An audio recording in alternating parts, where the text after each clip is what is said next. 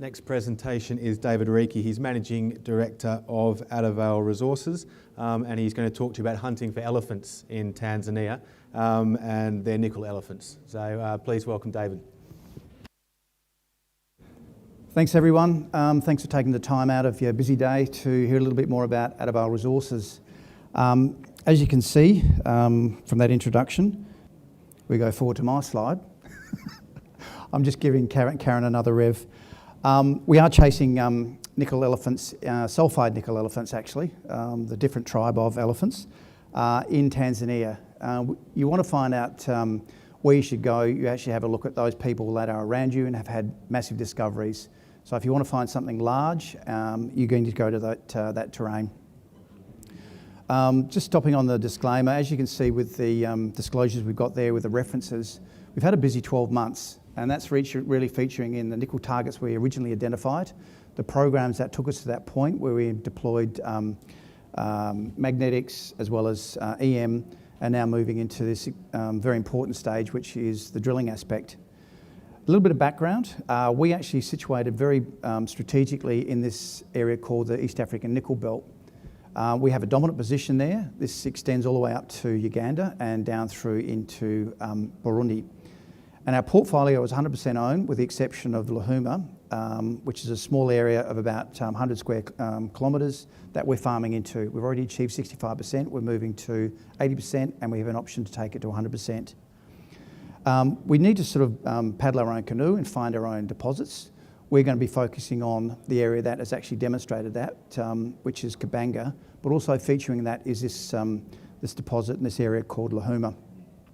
Yet to be a deposit, but it's actually offering us some real exploration potential. The other really important point to feature in the opening is the fact that we've intersected 5 nickel sulphide intersections in all the first 5 holes that we've drilled. Now, I've never had that level of success with other things I've been drilling, and I think it's a feature of the fact that we've taken a while to get to this point, but we are now delivering on that expectation. And we are demonstrating that with a pretty significant outcome. And there's a little bit of arm waving going on here, but we've hit 350 metres of a 2,000 metre program, which is nickel sulphide rich. It's disseminated, massive and semi-massive.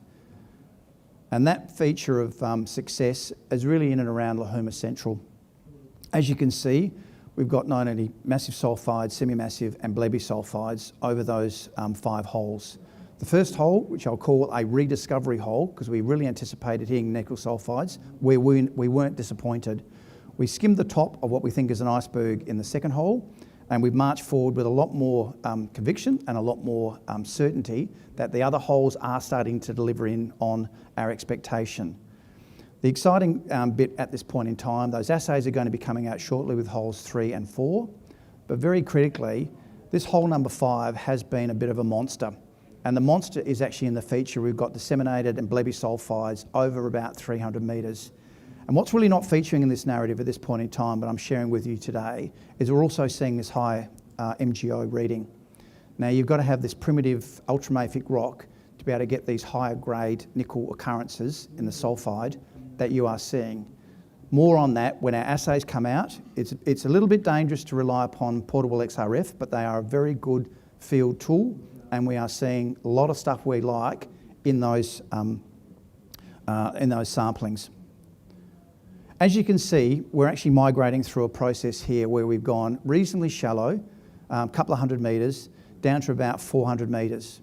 Now, what that's demonstrating in the next slide is the fact that we're getting a thickening of the mineralisation further to the southwest. Now, this is a feature of some of these nickel sulphides. But what we're going to be encountering is we're going to have to drill deeper. But that's okay because the grade is actually going to, I think, support that, because what we're seeing in the portable XRF is suggesting that that's what's happening. And with the fact that we've got this signature MgO. We've also got some copper and some cobalt that's featuring in our assays at this point in time. And why I'm referencing that is that Kabanga also has these features. We've tested for PGs, but they don't seem to hold the same sort of grade that we would have expected. Now, that's not a bad thing, it's just that there is PGE in this system, but more particularly we're chasing the nickel. This is a very busy slide, apologies, but it actually has a lot of really rich information that I want to dive into and just share a little bit on it. We've actually mapped out these trends over the course of 5 months and before that. We've got this ground holding in May, but we've done a lot of work around Lahuma Central, and we saw this as a very important feature of actually preparing for what we are now doing. As soon as we've got the ground, we've run AMT over it, we've actually utilised EM surveys, we've done gravity, and we've done an assessment of the drilling that's been taking place here. So we've got some long sections which I'll share with you in a moment, but we've also been tracing other occurrences that have been drilled by the big guys, Anglo and BHP, early on in the piece. Now, because we don't have the validation and integrity that goes with that information, we've been quite discerning. We wanted to drill our own holes, understand what's going on, and more particularly understanding the geology. So the long section we've got here, it shows that we've got a system that was shallowing probably to the north, but we've got, importantly, this really, really nice swell that's happening around and to the southwest. So we will drill further to the southwest. We're assessing our situation now. What we want to try and do is preserve our cash, because it's always a feature of a junior. We are using downhole EM as a survey tool. We are applying EM, ground EM over the ground, getting a correlation so we do not have to drill multiple holes over large extents. We're seeing this mineralised body could actually extend over about 1.5 kilometres. We don't want to drill 10 holes when we really only need to drill 1 or 2 to get the same measure of certainty around it. So we're trying to be quite discerning with the cash that we've got. We see this as an extension of a trend. This trend goes over about 10 kilometres. Now that's kind of exciting when you look at what our neighbour has by way of 3 to 4 kilometres hosting these sort of massive bodies. So we think we've got some rich pickings within this. We've actually done some preliminary drilling at Lahuma Central. HEM2 has been a little bit of a disappointment, I must admit. We thought we'd see more there, but there is nickel sulfides in that system, and massive sulfides do not appear at this point in time in the core. But we're encouraged with what we've got. We'll need to do more work on that.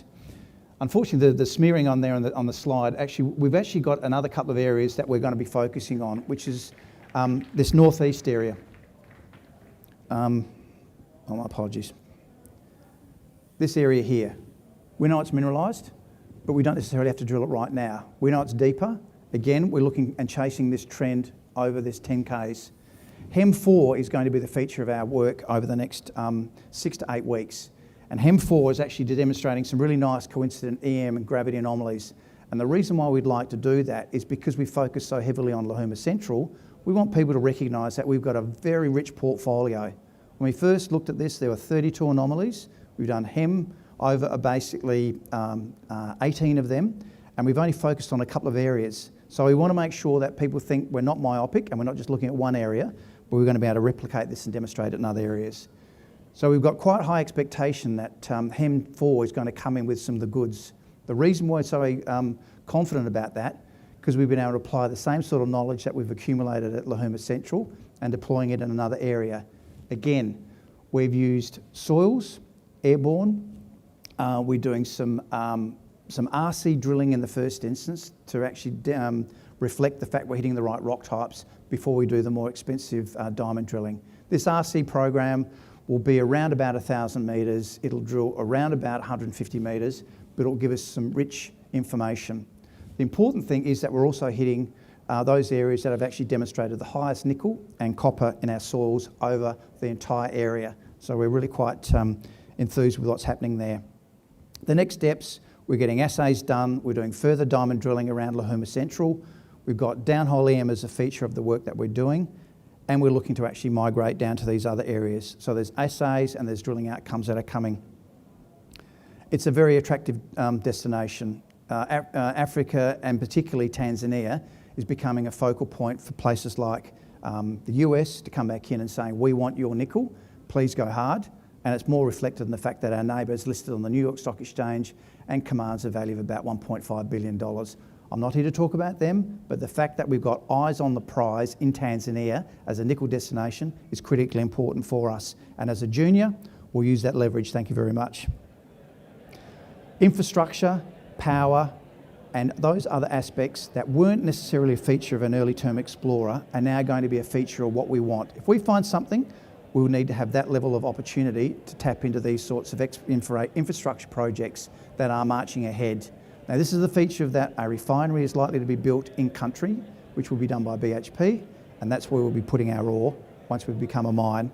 Expectations are we first need to get an exploration target and a resource, but certainly we need to have a focus, we need to have a goal. That's our goal. I'll jump quickly, if I can, to uranium. Now, we've actually had this ground for quite some time, and it hasn't really been a value proposition for us yet. We know that it commands uranium in the system, and we've had some early term successes with soils and gamma that demonstrate it does actually hold 350 plus ppm, and in some isolated pockets, much, much, much higher. The drilling program we undertook really wasn't a success. You know, we actually didn't find that the channels that we found, they were too shallow. They didn't command the grade that we thought it would. However, every drilling program is going to give you rich information, so we need to go back and reflect on where we should have focused, which is probably closer to the source. Now, the source is basically down around here, and that source is the Flinders Ranges. We know it commands uranium because there are features around it and mines that have been developed on the eastern wash and on the western wash and where to the north. So we've strategically pegged this ground here, and we will see that that will be featuring in future studies, as well as this area up here, which is closer to the source at the Flinders Ranges.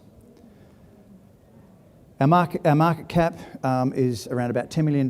We show $1 million by way of cash at 30 June. That's been supplemented with $3.3 million that has been raised by way of placement and rights issue. And we see that we're well funded to actually move things forward for the program that we see will take us to the next 9 months. Essentially, we've got an exposure to the critical metals, not only nickel, but uranium. We've also demonstrated that we are now finding the nickel sulfide that we've been chasing. We've demonstrated those results, and we have a uranium bonus. Thank you very much for your attendance.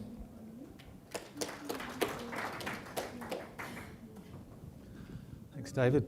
Questions? Questions? Come on, throw a hard one. I've got one. Yes.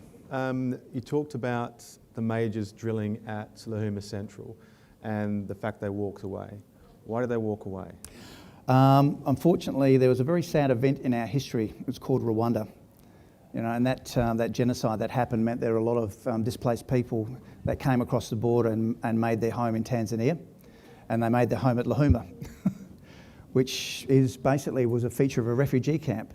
So unfortunately, a lot of the expectations that they would try and replicate something at Lahuma, Kabanga basically was open to them. Lahuma was not. Unfortunately, there was far too many people there for that value to be unlocked by way of drilling. So they've actually done some preliminary drilling, and I think that we've got the benefit of having this tested, but certainly there's a lot of potential that remains to be unlocked. So unfortunately, that sad event meant that the opportunity is now presented to us to go and find the nickel sulfides that we're now finding. Thanks. That's Chris. Thank you. Thanks. Cheers.